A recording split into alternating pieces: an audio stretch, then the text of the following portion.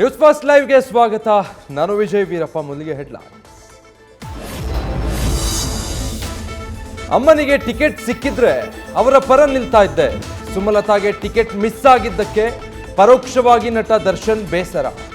ಯಾವುದೇ ಪಕ್ಷದ ಶಾಲು ಹಾಕಲ್ಲ, ವ್ಯಕ್ತಿತ್ವ ನೋಡಿ ಪ್ರಚಾರಕ್ಕೆ ಹೋಗ್ತೇನೆ ಅಷ್ಟೇ ಎಂದ ದರ್ಶನ್.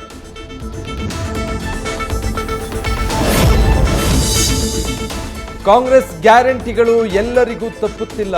ಮಹಿಳೆಯರಿಗೆ 2,000 ಕೊಡ್ತೀವಿ ಅಂತಾರೆ, ಆದರೆ ಮದ್ಯದ ದರ ಏರಿಸಿದ್ದಾರೆ. ಇದು ಪಿಕ್ ಪಾಕೆಟ್ ಸರ್ಕಾರ ಅಲ್ಲದೆ ಮತ್ತೇನು?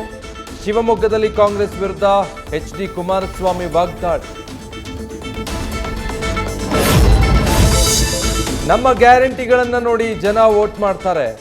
IT-BT ಜನ ಪ್ರಧಾನಿ ಮೋದಿ ಬಿಜೆಪಿಯನ್ನ ನಂಬಲ್ಲ. ಬಹುಮತಗಳ ಅಂತರದಿಂದ ಗೆದ್ದೇ ಗೆಲ್ತೇನೆ ಎಂದ DK ಸುರೇಶ್.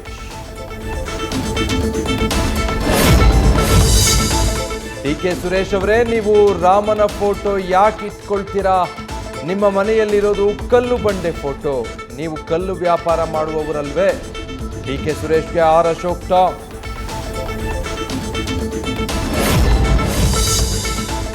ರೋಡ್ ಶೋ ವೇಳೆ ಪತ್ನಿಗೆ ಬೆಣ್ಣೆ ದೋಸೆ ತಿನ್ನಿಸಿದ ಸಚಿವ ಮಲ್ಲಿಕಾರ್ಜುನ.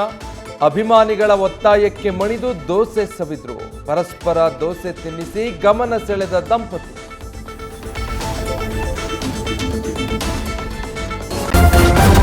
ನ್ಯೂಸ್ ಫಸ್ಟ್ ನಿರ್ಭೀತಿಯಿಂದ ನಿಮ್ಮ ಪರವಾಗಿ.